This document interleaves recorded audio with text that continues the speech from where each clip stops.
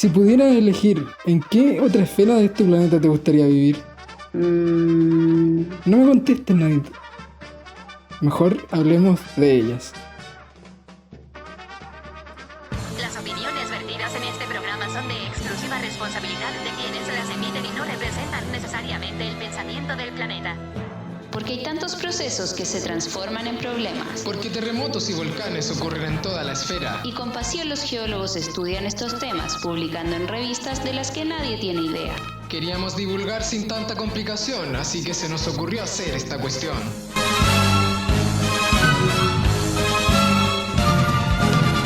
Había una vez una montaña. Donde antes hubo una laguna y una falla. Y fósiles regados por toda la playa. ¿Todo en el mismo lugar? Sí, todo eso y mucho más. Pongan los oídos pegados a su auricular, porque aquí comienza Esquirlas de Tierra, un programa para toda la familia.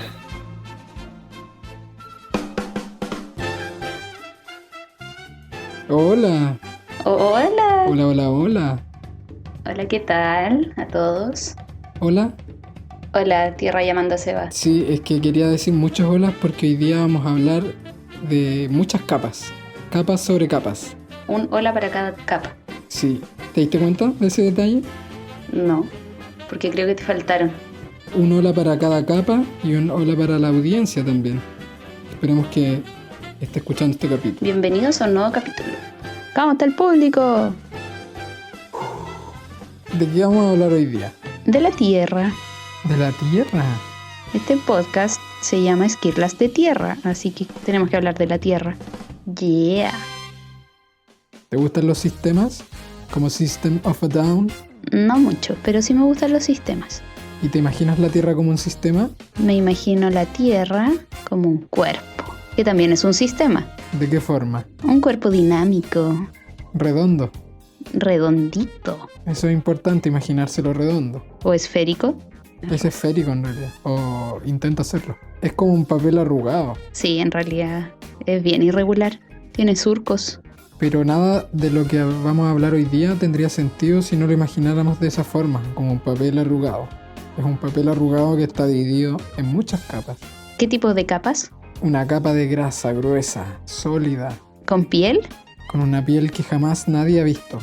Pero en los capítulos anteriores nos hemos pegado viajes hacia el pasado, ¿recuerdas? ¿Cómo olvidarlo? Viajes a 2500 años de Cristo, viajes a la creación de la Tierra, todo tipo de viajes. Y como en este podcast se ha hecho regular, hoy día también nos vamos a pegar un viaje. Pero un viaje brígido. No nos podríamos pegar un viaje más brígido que este. No, porque antes de este viaje, No existe nada. exactamente. Porque para hablar de las capas de la Tierra es necesario hablar de cómo se formó la Tierra y cómo esto está relacionado con el origen del universo. Remontémonos 15.000 millones de años atrás, donde se cree que ocurrió el Big Bang. Efectos especiales. Yo me lo imagino más como un reventar de un globo, así como cortito, ¿En serio? Nunca lo había pensado así. espontáneo. De generación espontánea. Una espontaneidad que pudo haber durado unos varios miles de millones de años. Porque la Tierra no se formó en ese momento. Primero tuvieron que formarse un montón de galaxias, porque primero se tuvieron que generar elementos como el hidrógeno o el helio, que son los más abundantes en el universo. Se formaron galaxias y dentro de esa está la Vía Láctea, el lugar que alberga nuestro hermoso sistema solar. Se dice, se cree, se Se postula. rumorea por ahí que se formó hace 5.000 millones de años, relativamente un poco antes que la Tierra. ¿Cómo crees que fue esta formación? ¿Cómo cree la audiencia que fue esta formación? Porque ya dijimos que la formación de todo el universo fue como reventar un globo, o al menos eso creo yo. ¿Qué es lo que podríamos creer sobre el sistema solar? Una pequeñez comparada con todo el universo, Como un aliento, el último aliento. como un soplo. Un soplito con gases. No, pero eso desde la perspectiva que te estaba diciendo, pero desde la tuya, la más caótica y sonora. No, yo creo que algo más decantado. ¿Sabes cómo me la imagino yo? Como si echáramos a correr la cadena del baño. ¿Por qué? Así como un... Porque giran. El sistema solar se formó desde una nebulosa primitiva, una nube de polvo que comenzó a colapsar. No se sabe muy bien qué es lo que permitió contraerse lentamente a esta nube, Sin embargo, este inicio de colapso permitió que más partículas se reunieran, generando los primeros protoplanetas. ¿Qué es un protoplaneta? Es como un protohumano, un proto. Un poroto. Un proto es una fase previa a la fase final de cualquier cosa. Podrías imaginártelo de esa manera. Como cuando gente veía Dragon Ball y veía que Goku se transformaba en Super Saiyajin. Goku normal podría haber sido un proto Saiyajin. Claro. O los Digimons, cuando evolucionaban, podrían dejar su fase proto para transformarse en lo que realmente eran. Asimismo, los planetas en su etapa inicial se denominaron protoplanetas. De esta manera, la nebulosa empezó a formar un disco plano, donde se concentró la mayor cantidad de materia en el centro, lo que se podría denominar también como protosol. Poroto. Durante el colapso, la energía gravitacional de los cuerpos se convirtió también en energía térmica, lo cual hizo que la temperatura del interior de la nebulosa incrementara espectacularmente, Nadia. Es una cosa que tú jamás te lo vas a poder imaginar, ni siquiera nadie. Espectacular. Me imagino un concierto así, de Roger Waters. Todo pasando. Globos, luces, música. ¿Sabes lo que pasó a esas temperaturas, Nadia? Es increíble. Se juntaron moléculas y partículas atómicas. Todo el sistema solar estaba de fiesta. Pero no todo el sistema solar. Tenemos que decir que pasadito Marte las temperaturas ya eran un poco más frías. Oh, ¿qué tan frías? Menos 200 grados Celsius, dicen los termómetros de los que saben. Así que es posible que pequeñas partículas de la parte exterior de la nebulosa estuvieran cubiertas por capas gruesas de hielo que no solo de agua, de dióxido de carbono, amoníaco o moléculas más livianas. Incluso se cree que actualmente existe una nube que se llama Oort, en la cual se puede encontrar aún este tipo de material, un material que se originó hace 5.000 millones de años. Así de surrealista el universo de la astronomía y la geología. ¿Qué tan lejos estará Oort para ir a dar una vuelta? Oh, ¿un viaje de verano, dices tú? Sí. Tendrías que ir en el verano de la nube de Oort, sí. Porque a lo mejor su verano no es el mismo que el de la Tierra. La nube de Oort. Y así como te dije que la parte interna del sistema solar estuvo de fiesta, se formaron los planetas interiores. Mercurio, Venus, Tierra y Marte. Continuando la fiesta dentro del sistema solar, en la parte interna, muchas sustancias alcanzaron puntos de fusión elevados y se condensaron en pequeñas partículas que empezaron a unirse. Se fueron formando masitas. Sí, una a una. Y seguían llegando más y más material a unas velocidades tan espectaculares que seguía provocando el aumento de la temperatura. Todo estaba en éxtasis. Habían algunos asistentes que se perdieron en el camino, ¿cierto? Sí, los más livianitos No todos llegaron. fueron barridos de la parte interna del sistema solar porque en realidad la gravedad no pudo atraerlos. Habían elementos que se resistían simplemente. Y así se formaron los planetas exteriores que son ricos en este material ligero. Es la gente que no le gusta saltar en aglomeraciones. Claro, es como la gente que hace ese tipo de cosas. Y así se formó el planeta Tierra. ¡Tarán! En la fiesta del sistema solar. Pero ¿cómo se separaron las capas que actualmente tiene el planeta Tierra? Mientras se iba acumulando el material, empezó a subir la temperatura y empezó a calentarse mucho, tanto que el hierro y el níquel, que eran estas partículas que se estaban aglomerando, se empezaron a fundir, y eso produjo unas gotitas de metales pesados que quedaron en el centro del planeta. Y así es como tenemos un núcleo denso, muy rico en hierro. Me lo imagino como estas pelotas que volaban en Harry Potter. ¿La Snitch dorada? Esas mismas que dijiste tú, ¿cómo se llamaban? Snitch. Pero era liviana y era voladora. O sea, en realidad me lo imagino algo duro. Sí, yo también. Duro, metálico, brillante. O sea que este desenfreno de temperatura al principio de la generación del sistema solar fue lo que nos dio el planeta Tierra y su estructura interna. Sí. Y todo tiene que ver con la gravedad, estas formaciones de capas dentro del interior de la Tierra. La densidad del hierro y del níquel, al ser elementos más densos justamente, se fueron a la parte profunda del planeta, mientras los elementos más livianos habrían generado una corteza. Esa corteza primitiva estaba formada por materiales rocosos enriquecidos en oxígeno y en alimentos litófilos. ¿En alimentos? Ah, sí, pueden ser alimentos litófilos también. La Tierra se los comió. La Tierra se alimentó de oxígeno, silicio y aluminio. Y un poquito de calcio, sodio, potasio, hierro y magnesio. Puros suplementos. Claro, está muy bien equilibrada.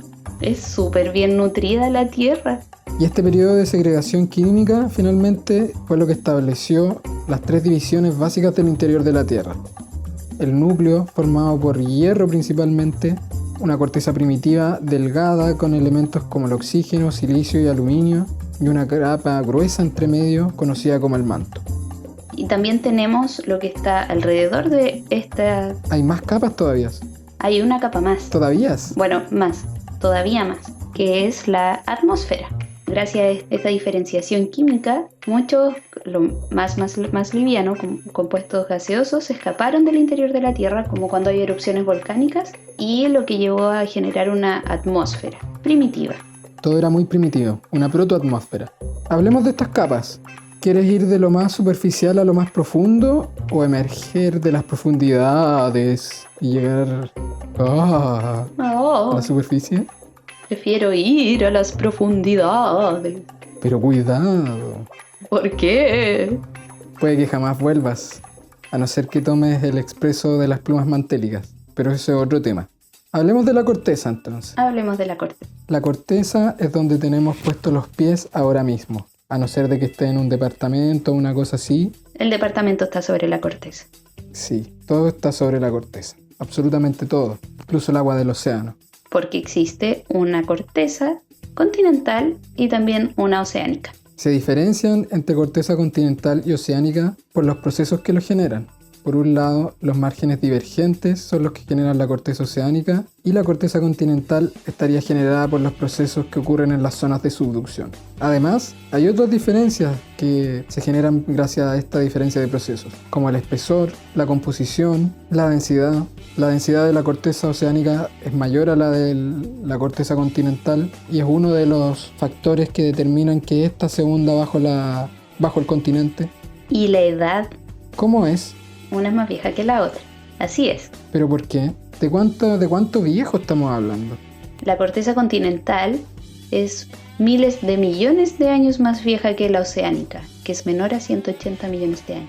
¿Y por qué ocurre esto? Todo esto ocurre por los procesos tectónicos que hablamos en capítulos anteriores. Dentro de todo este sistema dinámico, la corteza oceánica que se genera en dorsales es subductada bajo las cortezas continentales en los márgenes de subducción. Y por eso no podemos encontrar corteza oceánica tan vieja. Sí, porque no hay lugar donde se conserve. Está como en constante reciclaje, por decirlo de alguna forma. Tendríamos que hacer unos hoyos gigantes para recuperar corteza oceánica antigua. Pero imagina, donde tenemos los pies es la capa más delgada de todas. Apenas tiene unos 70 kilómetros de profundidad en las zonas de montañas súper altas como el altiplano o el Himalaya. ¡Qué frágil! Y en promedio tiene apenas de 35 a 40 kilómetros. Es una distancia muy pequeña. ¿Se podría quebrar si toda la población del mundo se junta en un punto de la corteza oceánica? ¿Se hundirá? Buena pregunta. En la corteza oceánica apenas es de 7 kilómetros la distancia. Es como cuando decían si los chinos saltaban todos juntos provocaban un terremoto. Sería entretenido saberlo.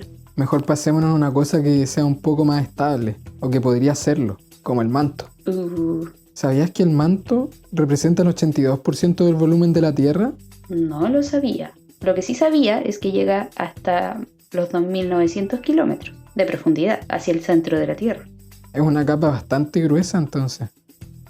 El manto está compuesto principalmente por peridotita, que es una roca muy rica en olivino y también tiene piroxenos.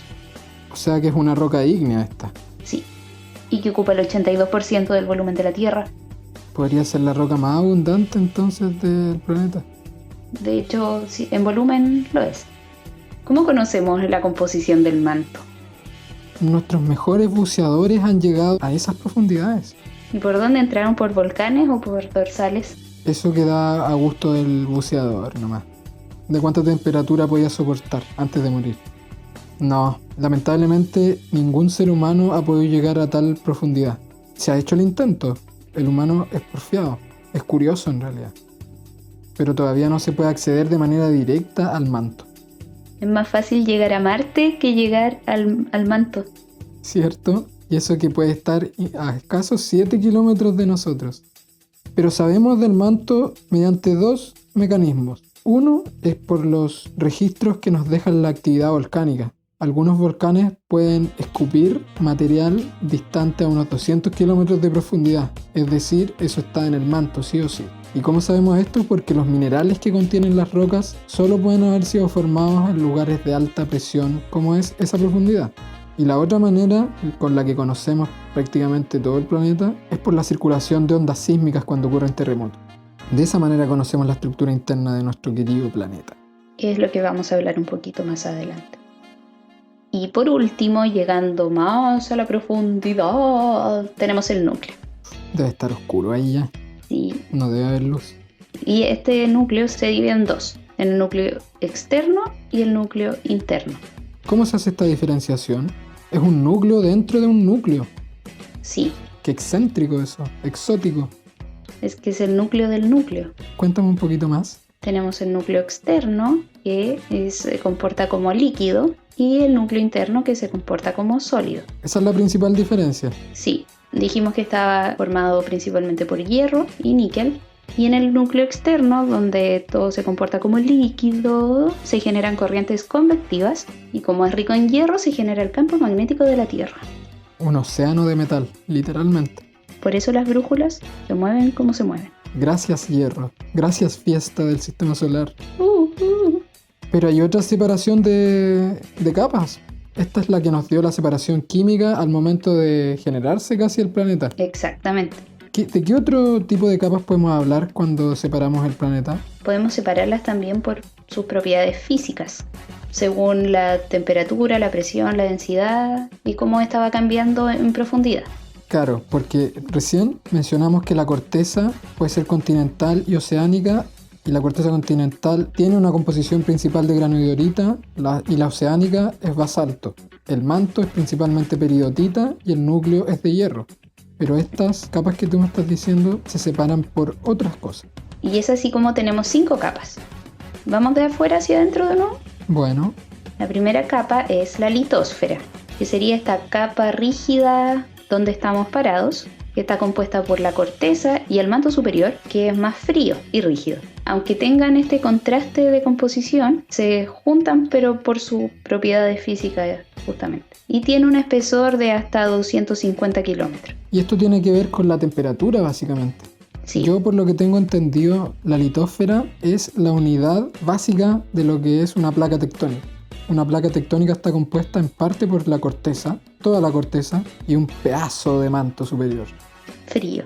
El límite de la litósfera y por tanto de una placa tectónica podría estar determinado por una isoterma, es decir, por una línea que determine una temperatura dada. Por lo general este límite entre litósfera y la capa que está más abajo se da a unos 1200 a 1300 grados. Y por eso zonas más frías, con un gradiente geotérmico más frío, van a tener una litósfera más gruesa. En volcanes la litósfera puede que sea muy delgada, en zonas volcánicas.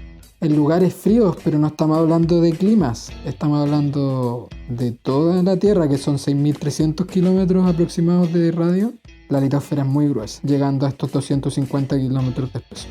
Brasil, Canadá, Australia, India tienen lugares así. ¿Pero qué hay debajo? Tengo curiosidad. Si seguimos bajando, llegamos a la astenosfera, que si la litosfera era rígida, adivina cómo es la astenosfera. Calentita, Sí, abrigadita, dan ganas de dormir una siesta. sí, y es blandita, plástica, Me imagino miel con eso, sí, miel tibia. Oh, qué rico. como si me hiciera un sándwich, la litósfera arriba sería chocolate y abajo miel. ¿Te gusta ese sándwich? Sándwich vegano, Está bueno, No, pues no es vegano, vegetariano. es como el vegetariano de pollo, clásico ese. Vegetariano, ah, verdad. O vegetariano con atún. Qué ridículo. Así es la astenósfera, Sí, así de ridícula. así de blandita. Y luego tenemos la mesósfera, abajito de la astenosfera, que llega hasta los 660 kilómetros de profundidad y llega hasta una profundidad de 2.900 kilómetros. Que es el final del manto. Es el final del manto, donde es rígido, pero aún las capas tienen la capacidad de fluir. Qué loco eso. Sí, es un poco contradictorio. Hay que tener harta imaginación. Sí, hay que creer. Esto es cuestión de fe. No se puede decir ver para creer. Difícilmente va a ocurrir. Exacto. Y ahí tenemos la litosfera, astenosfera, mesósfera. ¿Y cómo determinamos los límites entre estas capas? Fácil.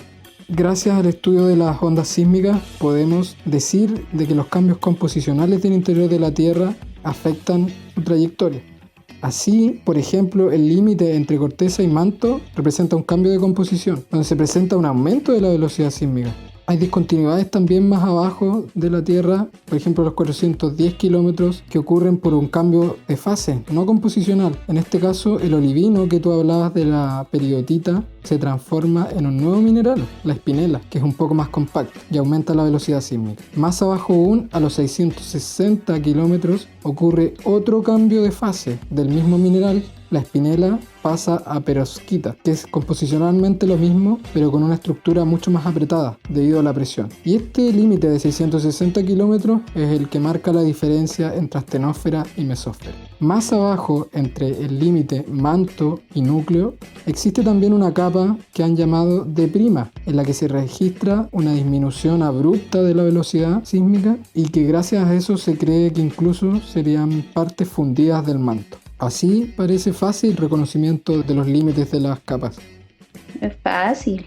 Estas mismas partes que se cree que están parcialmente fundidas en el manto son súper importantes porque serían capaces de transmitir el calor desde el núcleo al manto inferior y así llevarlo de una manera mucho más eficaz hacia la superficie de la Tierra. Es lo que se conoce como plumas ascendentes de roca y que llegan a ser fuente de actividad volcánica en lugares como Hawái o Islandia.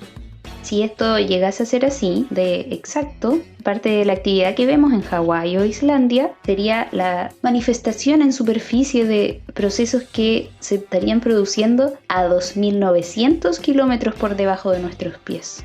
Caleta, me lo imagino como un turbo, son carreteras costaneras, un bypass. De esa autopista, un bypass. Eso. Sin peaje, sí. Oh. Pero ¿cómo sabemos finalmente que la Tierra está dividida en capas? ¿Cuál es la evidencia máxima de la que podemos aferrarnos? No es que hayamos ido a verlo, porque la perforación más profunda ha llegado a lo más a 12 kilómetros y no está ni cerca de llegar al manto y mucho menos al núcleo. ¿Te atreverías a bajar 12 kilómetros de profundidad si fuera como un ascensor? No, o sea... Qué loco. Yo creo que sí, pero qué miedo. Qué loco que... Sí, en una cápsula como Fénix, la de los 33, así apretáis 12 kilómetros. Pero ya que no podemos bajar y ver el manto, el núcleo externo e interno, si no hemos podido llegar al manto, entonces ¿cómo sabemos que la Tierra está dividida en numerosas capas? Estos modelos se basan en observaciones, experimentaciones y deducciones, como ocurren Mucho con pensamiento. la ciencia en general. Mucho pensar y pensar. Pero el mejor pensamiento es el de las ondas sísmicas. Gracias a los terremotos podemos obtener una radiografía completa del planeta, ya que las propiedades de estas nos permiten conocer los medios que están debajo de nuestros pies y que no podemos acceder a ellos. Los mejores experimentos, deducciones y observaciones que tú dices son, por un lado, las rocas volcánicas que expulsan material de hasta 200 kilómetros de profundidad y de esa manera podemos estudiar parte del manto y también la corteza. De otra manera, los procesos tectónicos de escala global podrían poner encima de la corteza continental incluso parte de la corteza oceánica en procesos que deben ser graduales o catastróficos pero que jamás vamos a poder contemplar con nuestros ojos. Eso lo vemos ya en exposiciones de roca y con el análisis estratigráfico y geológico pertinente. Lo que no tenemos son muestras directas desde el núcleo. No, de eso estamos imposibilitados, muy difícilmente. Pero tenemos otras pruebas, que son estos meteoritos que andan deambulando por ahí y que nos pueden dar los indicios sobre la composición del núcleo, ya que reflejan la composición de estos planetas interiores en la formación del sistema solar. Y otra herramienta que nos permite saber, aparte de meteoritos, rocas volcánicas y y pedazos de corteza oceánica sobre la corteza continental es la herramienta sismológica, las ondas sísmicas. Las propiedades de estas ondas, como lo son los cambios de velocidades al cambiar de composición el medio por el cual viajan, la refracción o la reflexión, nos permitieron saber que la Tierra bajo nuestros pies tenía diferentes capas. Y tenemos dos ondas, las P, que se pueden propagar a través de líquidos y por sólidos, y las ondas S, que no se propagan por los líquidos. Entonces, la presencia o cambios de comportamiento entre dP y ds ha permitido definir estos límites entre las capas internas. Sí, uno de ellos, el más superficial entre la corteza y el manto, se descubrió en 1909 por el sismólogo Andrija Mohorovičić, quien presentó la primera prueba convincente de que las capas del interior de la Tierra tenían una diferente composición. Él se dio cuenta de esto gracias a los cambios de velocidades, o en realidad a que después de una distancia del epicentro de un sismo, las ondas P llegaban más rápido que las que estaban más cerca. Entonces algo estaba pasando, estaban tomando una carretera más descongestionada, se estaban saltando, estaban tomando un atajo, pero estaban al mismo tiempo recorriendo más distancia. ¿Cómo era esto posible? Aquí Andrija dijo que existía una capa bajo la corteza que debía ser más densa, porque en medios más densos las ondas P y las ondas sísmicas en general se transmiten a mayor velocidad. Y es así como se descubrió este límite entre la corteza y el manto. Muy inteligente el Andrija. El Andrija, pero no le pusieron así el límite, le pusieron mojo, jojo. Sí, tuvieron que hacer una abreviación porque el apellido era igual complicado. No tanto, pero sí. Mohorovičić. Luego, en 1914, un sismólogo alemán llamado Benno Gutenberg estableció es como nombre, apellido de cerveza. Sí. Estableció el límite entre el manto y el núcleo. Se fue en la profunda este loco. Literal. Y eso lo descubrió gracias a que, se tomó unos terremotos. y estudiando las ondas, se dio cuenta que la P desaparecía en un momento, en una zona de sombra. Qué miedo. Y así dedujo que había un espacio que obstaculizaba el paso de las ondas P, y justamente en una profundidad mayor a 2.900 kilómetros. Y en vez de estas ondas seguir su camino, se refractaban. Y así definieron el límite entre el manto y el núcleo. Y ahí tenemos todas las capas, pues, ¿verdad? Corteza, manto, núcleo. ¿Qué más podemos tener? Un núcleo dentro de un núcleo. No. Sí. Eso es como un universo dentro de un universo. ¿Es posible eso? Es muy posible. En 1936, Inge Lehmann, una sismóloga danesa, predijo la última subdivisión del interior de la Tierra, ya que descubrió una nueva zona de reflexión y refracción, o sea, cambio en el comportamiento de estas ondas, y ahí descubrió que podría haber un núcleo dentro del núcleo. Es como que me salga en algún sorteo, me gane un premio y adentro venga otro premio más. Exactamente. Tener un hijo y que me salgan gemelos. No, ese no sé si serían premios. Bueno, pero... Claro, y Lehmann fue toda una chica danesa, fue toda una... La revelación. Eminencia, sí, pero recién en 1960 se llevaron a cabo pruebas sismológicas precisas para determinar de qué tamaño era este núcleo dentro del núcleo, que finalmente llamamos núcleo externo y núcleo interno para no complejizar las cosas. Y el núcleo interno, tenía un radio de 1.216 kilómetros, así de precisos fueron los cálculos. No solo de hippies vivió 1960, también hubieron sismólogos que determinaron el tamaño del núcleo interno y se aceptó por fin la tectónica de placas. Bien revolucionario 1960. Deben haber escuchado súper buena música mientras trabajaban. Sí. Así que una buena combinación. Oye, Oye, ¿y cómo sabemos que el manto es sólido y no una bola de fuego fundida como una lámpara de lava?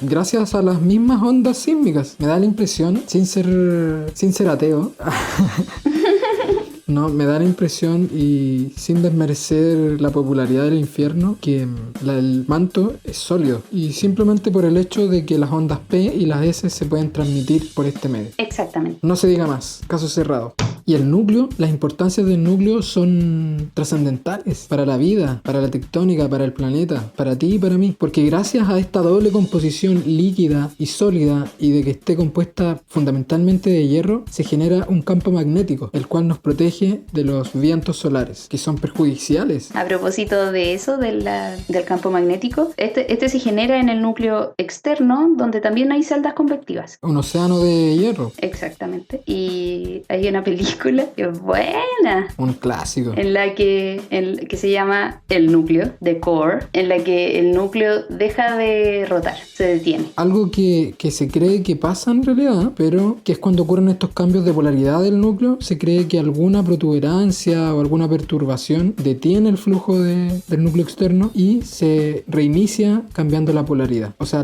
el cambio de polaridad es una evidencia de estas perturbaciones que ocurren ahí. Así que igual está fundamentado en algo científico. Sí, hasta que se les ocurre a ellos viajar al núcleo y, como buenos norteamericanos, Salvar el planeta. salvar al mundo.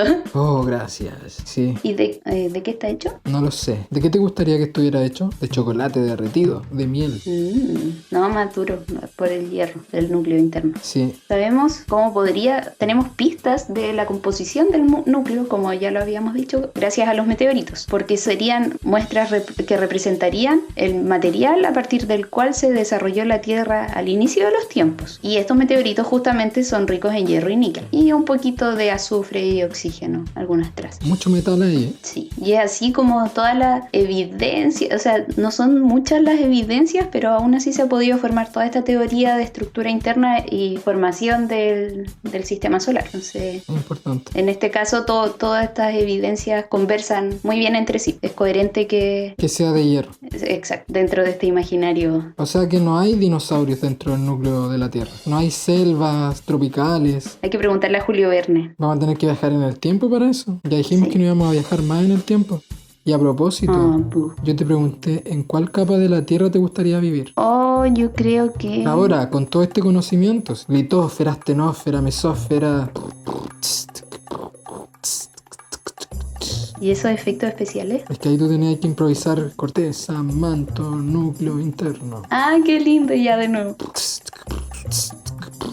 Corteza, manto, núcleo interno, núcleo externo. Yo creo que ya podrías decidirte, ¿no? Ese super rap. El más malo de la historia. Me gustaría en el manto, ¿Por qué? cerca del mojo, ojo, para poder ver cómo llega para ayudar un poco a la subducción. Entonces llega la corteza y yo la tironeo para abajo, así. ¿Qué te parece? Mi plan. Surfear en la corteza subducida.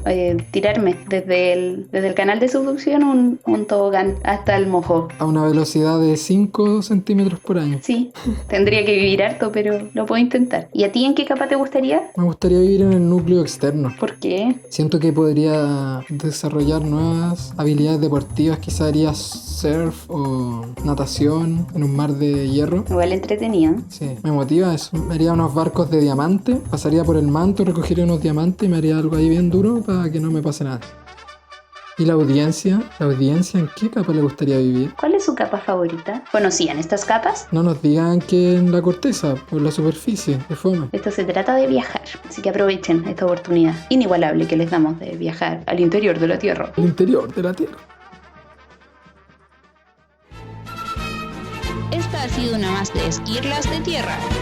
Se despiden sus servidores Sebastián y Nadia. Para más contenido visita detierra.cl.